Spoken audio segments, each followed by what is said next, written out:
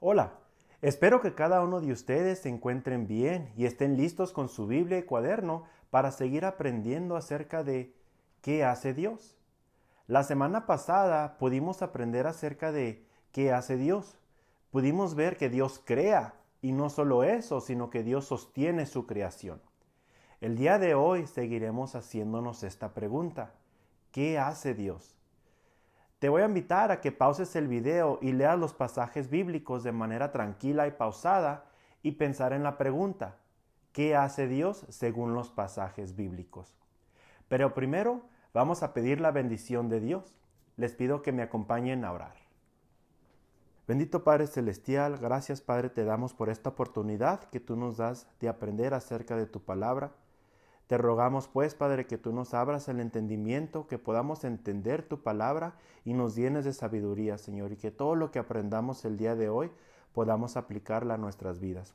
Te rogamos que nos bendigas, Padre, y te quedes con nosotros. En el nombre de Cristo Jesús. Amén. ¿Alguna vez te has puesto a pensar en tu árbol genealógico?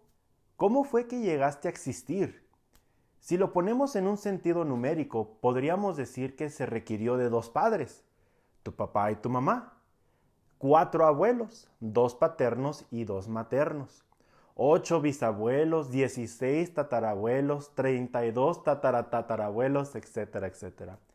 Puede sonar algo asombroso, pero puede ser aún más asombroso pensar que si uno de ellos faltaría, tal vez tú no llegarías a existir. ¿Quién se aseguró de acomodar todos estos sucesos para que yo existiera? Sin duda alguna, nuestro Dios soberano. A través de la historia de la humanidad podemos ver que la fuerza del cristianismo ha sido la firme convicción de que Dios es responsable de su creación. Él es Señor de la historia y la dirige de acuerdo con su propósito redentor. Así que, ¿qué hace Dios? Dios dirige la historia. En el capítulo 7 de Hechos podemos ver el relato de la defensa y muerte de Esteban. Esteban fue arrestado de manera injusta y fue llevado ante el concilio. Dentro del concilio, Esteban tuvo la oportunidad de defenderse. Dentro de su defensa, él incluyó un resumen histórico de los eventos que guiaron a la formación de los judíos como una nación. De manera indirecta, se enfatiza la idea de una historia universal sobre la cual Dios es soberano y a través de la cual se cumple su propósito. Permítame leer Hechos 7, 35 al 38.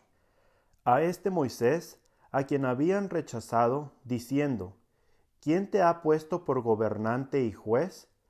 A este lo envió Dios como gobernante y libertador por mano del ángel que se le apareció en la zarza. Este lo sacó, habiendo hecho prodigios y señales en tierra de Egipto, y en el mar Rojo, y en el desierto por 40 años. Este Moisés es el que dijo a los hijos de Israel, profeta os levantará el Señor vuestro Dios de entre vuestros hermanos, como a mí, a él oiréis. Este es aquel Moisés que estuvo en la congregación en el desierto con el ángel que le hablaba en el monte Sinaí, y con nuestros padres, y que recibió palabras de vida que darnos. En el versículo 35 vemos que los líderes son escogidos por Dios. Moisés fue escogido por Dios para cumplir un propósito especial. Esto lo afirma la palabra de Dios cuando dice, a este lo envió Dios como gobernante y libertador. Esto lo vemos en el versículo 35. Al principio ni Moisés ni el pueblo entendían o aceptaban lo que Dios deseaba hacer. Moisés ya había sido rechazado por sus compatriotas y hermanos, pero aún así Dios lo escogió y lo envió como gobernante y libertador. Él fue asignado divinamente y marcó el inicio de grandes aventuras para el pueblo de Dios. También vemos en los versículos del 36 al 38, aquí podemos ver actos especiales de Dios. El cómo y cuándo Dios actúa en la historia realmente es un misterio para el hombre. Pero lo que sí sabemos es que para los que esperan en sus promesas, Dios hace grandes cosas a través de la misma humanidad. En la experiencia del pueblo de Dios, Dios obró prodigios y señales por mano de Moisés. podemos ver en la Biblia los relatos de la milagrosa salida del pueblo de Dios de Egipto, el cruce del Mar Rojo, la sobrevivencia en el desierto por 40 años. Todos estos relatos bíblicos dan testimonio de las maravillas obradas por Dios para su pueblo. Dios dirige la historia. Ahora veamos el siguiente pasaje. En el mismo pasaje de Hechos 7, leeré los versículos del 51 al 56. En estos pasajes veremos cómo Dios controla la historia. ¿Qué hace Dios? Controla la historia.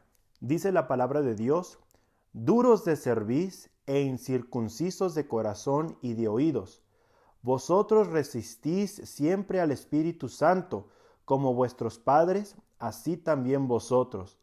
¿A cuál de los profetas no persiguieron vuestros padres? Y mataron a los que anunciaron de antemano la venida del justo, de quien vosotros ahora habéis sido entregadores y matadores. Vosotros que recibisteis la ley por disposición de ángeles y no la guardasteis. Oyendo estas cosas, se enfurecían en sus corazones y crujían los dientes contra él. Pero Esteban, lleno del Espíritu Santo, puestos los ojos en el cielo, vio la gloria de Dios y a Jesús que estaba a la diestra de Dios. Y dijo: He aquí, veo los cielos abiertos y al Hijo del Hombre que está a la diestra de Dios. A través de la historia vemos el amor y misericordia de Dios actuando en la humanidad. Pero la misma historia revela el mal uso que el hombre ha hecho de su libertad. Negamos la soberanía divina y nos queremos colocar nosotros mismos como dioses. Pero, ¿por qué permite Dios esto? Dentro de los propósitos de Dios para el mundo, entra en acción la voluntad absoluta de Dios. Esto quiere decir aspectos incambiables de su plan. Y también entra su voluntad permisiva. Esto quiere decir lo que deja que suceda. Esto con el fin de permitir que el hombre use su libre albedrío. Entonces podemos afirmar que Dios controla la historia. En el versículo 51 vemos la expresión duros de servir e incircuncisos de corazón. Esta expresión describe la condición moral y espiritual de los oyentes. Estos oyentes resistían la palabra del Espíritu Santo. No solo desobedecían, sino que actuaban en contra de la voz de Dios y desechaban a quienes la proclamaban. Esto lo podemos ver en el versículo 52 cuando dice: y mataron a los que anunciaron de antemano la venida del justo. Esteban acusa a la gente de no ver la mano de Dios en la historia. Al oír esto, los oyentes reaccionan con enojo y furor. Dice el versículo 54, se enfurecían en sus corazones y crujían los dientes contra él. Esto nos muestra cómo los oyentes preferían dar lugar a sus instintos y no aceptar la razón. A través de la Biblia podemos ver cómo Dios permite que pasen cosas que a nuestros ojos no son buenas. Por ejemplo, podemos ver cómo Dios no detuvo a Adán y a Eva para que no pequen. Tampoco detuvo a la serpiente cuando tentó a Eva. También podemos ver cuando Dios no detuvo a Caín cuando se puso celoso de su hermano y lo asesinó.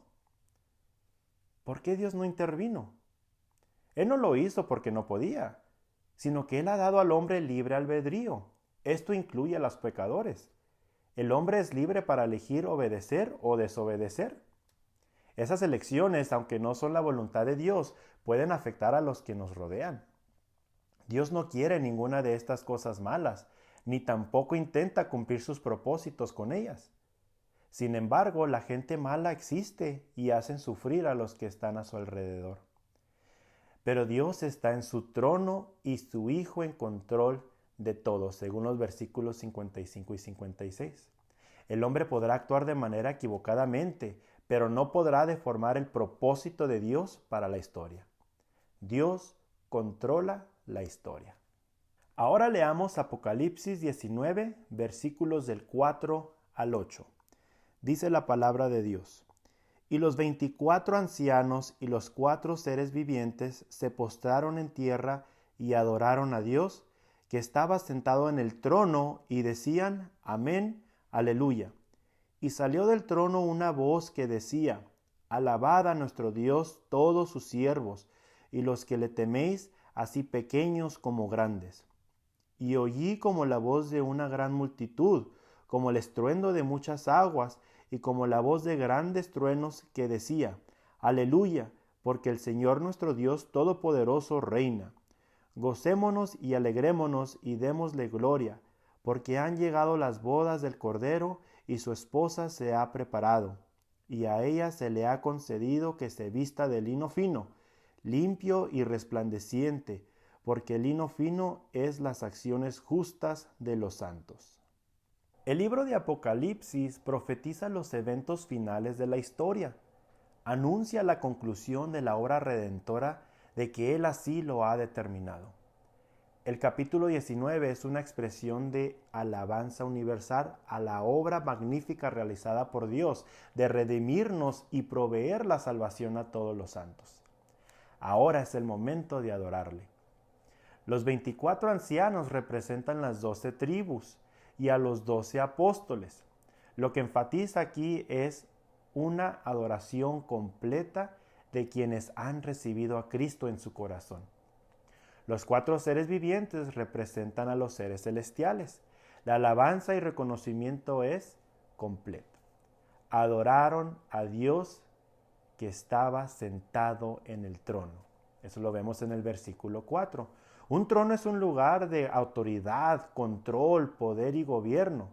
Juan pudo comprender y proclamar que Dios está en el trono y reina sobre todas las cosas, incluyendo la historia. La historia es la mejor prueba de que no hay poder humano que pueda estorbar o parar la acción redentora de Dios. Esta seguridad debe motivar al creyente a mantenerse firme y seguro de que todo está bajo el control de Dios. Espero que cada uno de ustedes tengan esta seguridad y depositen todas las cosas en las manos de nuestro Dios, ya que Él es un Dios que tiene control sobre la historia. Así sea, permítanme orar. Padre, gracias te damos, Señor, por la oportunidad que tú nos has dado de aprender más de tu palabra.